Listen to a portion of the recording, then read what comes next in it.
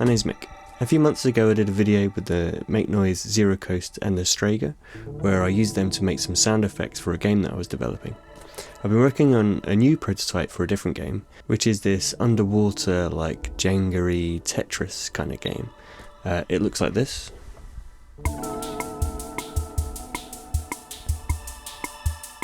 I mean, yeah, it's basically Tetris. With it being this quite chill underwater ambient game, I thought that this could be the perfect opportunity to demonstrate what I like about the Bastel Softpop 2. So this is a beautifully compact little synthesizer that packs a whole bunch of features in a really tiny space. It's, it's kind of basic on the face of it. It's one oscillator, one filter, and a cycling envelope. That's basically it. But it's got a toolbox of little utilities and stuff, like it's got a sample and hold, it's got audio input with envelope follower, there's a cool like crossfader stroke attenuator there, for the musically inclined. It's got a sequencer arpeggiator, so you can kind of really musically sequence through different patterns and scales and create like legitimate musical progressions with it. And it was just full of cool stuff. But it's called Softpop, and it it very easily makes these beautiful kind of bubbly poppy sounds, which I thought would just be perfect to go in this game. Originally I called it Tetris Simulator, and my idea was that Tetris pieces would fall down from the sky and you'd have to manually fly them into the structure. But what I found while developing it was that it's actually more fun just to stack them together and try and get as many bricks onto the structure as possible. And that's what gives it more of a Jenga feel than a Tetris feel. Anyway, it's quite a neat little game. What I'm going to do then is record a bunch of sounds of this, then go through my sound design process, create a bunch of sound effects with them, add them to the game, and we'll see how it all turns out at the end. Right, thanks. I'll do. Sorry. Shall I just go? Sorry. So here's the Softpop in all of its glory. It's a beautifully compact synthesizer. It's tiny, like here's my hand for reference.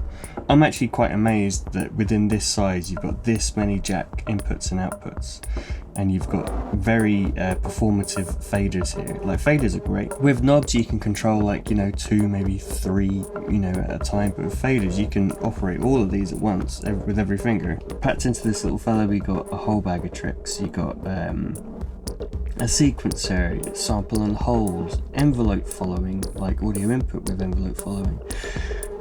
You got a little crossfader attenuator here, an arpeggiator. You can store patterns and recall them as part of a sequence. It's really quite nuts what it does. I'll quickly show you how it works then. So you've got an oscillator, you've got a filter, and the filter's beautiful sounding.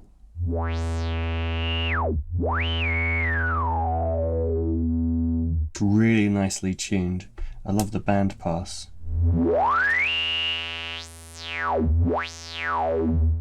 What's very distinctive characteristically with this is that filter, but also paired with this soft pop pixel parameter here.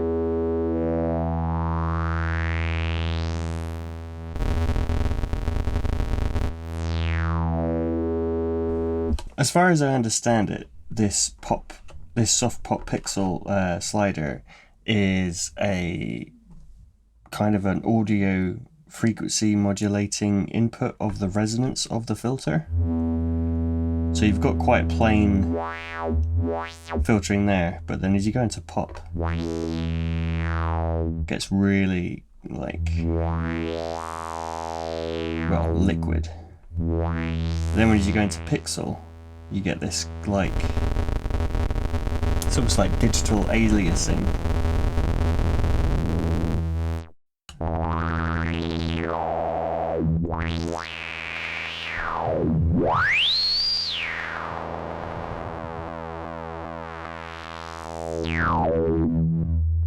That's pretty cool.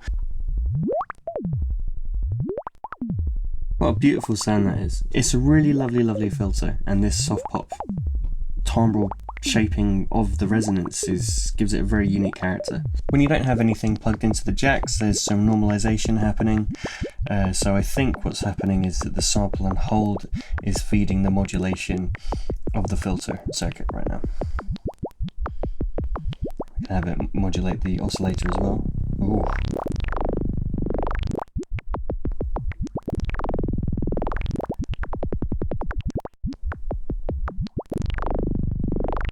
You can control the amount of this modulation by turning the right hand side faders down. So nothing's being modulated here, but if I turn this up, the oscillator will start to be modulated. I've got the oscillator super low down, which is super cool that it goes to that range, because you get these nice percussive sounds out of it. Now I'm going to bring in some filter modulation. And then some envelope modulation. So the sample and hold circuit takes its data from the triangle output of the oscillator, but you can also feed the circuit with other things. So let's feed it the square wave, or the pulse rather, instead. You get a much more kind of predictable rhythm because it's just a square wave going up and down, right? Let's bring the triangle back in. There's a lot more movement to it. And I believe this is why it's called a feedback communicator, because you've got the oscillator's outputs feeding the data of the sample and hold circuit, which is then going in to modulate these other elements. And then you've got the Softpop shaping parameter here, which is being fed also by the pulse of the oscillator as well. So there's lots of kind of loops going around here. And interestingly, like you can loop these feedbacks even deeper as well. So you can take, let's say, the bandpass output of the filter, put that into the modulation of the oscillator.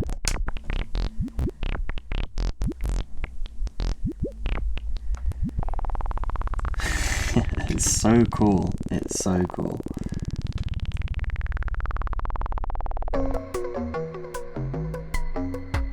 I've got a few things that I need to get down. The most crucial one for me is the movement of the little Tetris pieces. So you can send them flying up or down, strafe side to side, or you can rotate and turn them. I might just do a real simple filter sweep just for when the laser's scanning, trying to find the next Tetris piece to grab hold of. Cool. Okay, now I'm going to try and find some steady kind of clicky rhythms for some of the movements then.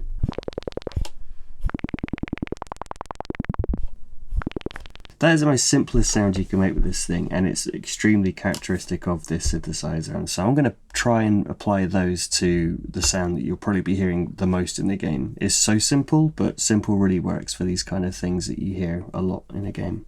Now we need a sound for when the piece is settled and you get a white flash.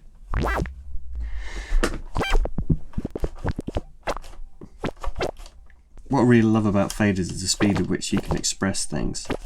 It's way quicker than knobs. So I can get some like quick bursts.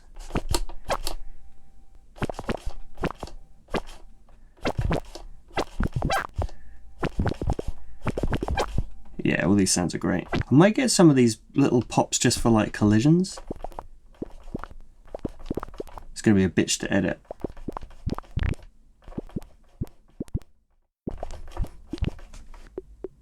Oh, that's a lovely, lovely little Tommy set. I love these kind of soft sounds so much. These are beautiful sounds. So I'm going to pull the envelope out. I'm going to have that modulate the pitch of the oscillator. So there's a bit more shape to the sound there. I like that. I'm definitely in the pop territory for this game, I think, in this slider here. Might get the filter. This is what's so great about having stackable cables, by the way. You could just send signal from one place to multiple destinations. So I'm going to actually modulate the filter with the envelope as well. Whenever you plug into the mod in, I don't know if you can see it, but whenever you plug into the mod in, that just means that the mod becomes an attenuator for whatever you're sending into the element.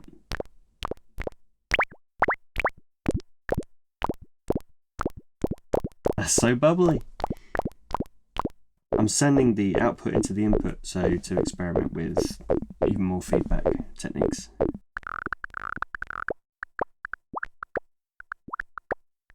So cool. This is such a cool synth.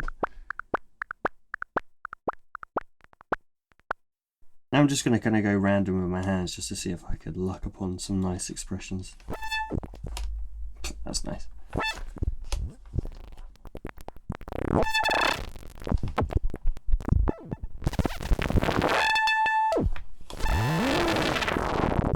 Oh, these are great. It's so like playfully arcadey and video gamey, these sounds. They're all like beautifully analog as well.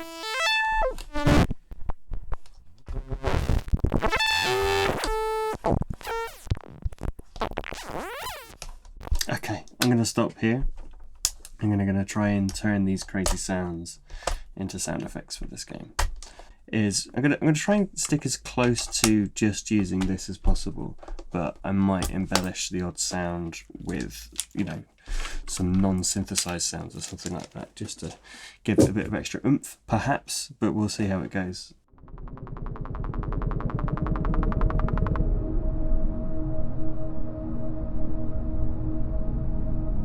Here we are a few days later then in the build. I've edited the sounds down and I did a bunch of processing and I'm pretty happy with the results. So we've got the movement of the Tetris pieces. I can move this guy around.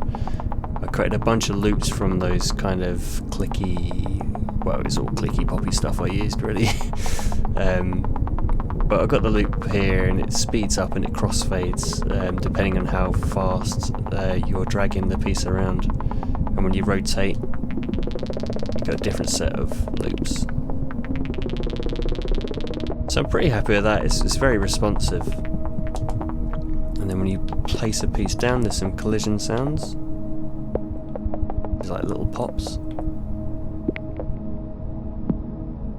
And then when the piece settles, you get a little rewarding notification.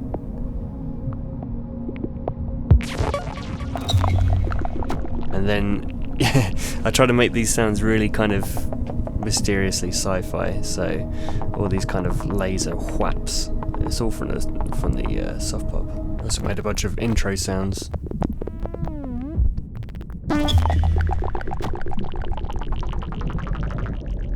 So all those sounds are ripped straight from the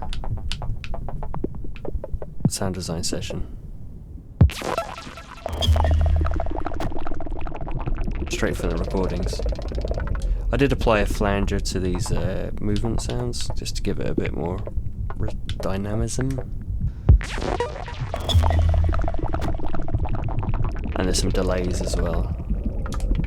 So even a lot of the underwatery sounds that you're hearing is just a soft pop through FabFilter and with some reverb and stuff.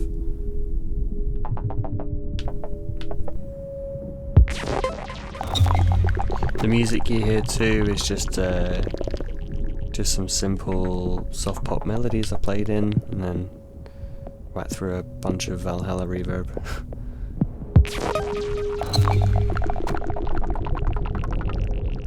Yeah, truth be told, I'm pretty happy with the results of this. It's a fun little game, it's very chill, which is what I like. But it's also just a bit strange, and the soft pop sounds really help with that. Well, thanks for watching. I'm going to leave you with, I think, about 3 or 4 minutes of just kind of uninterrupted gameplay, so you can just enjoy that for yourself, and thanks for watching. I'll be back soon.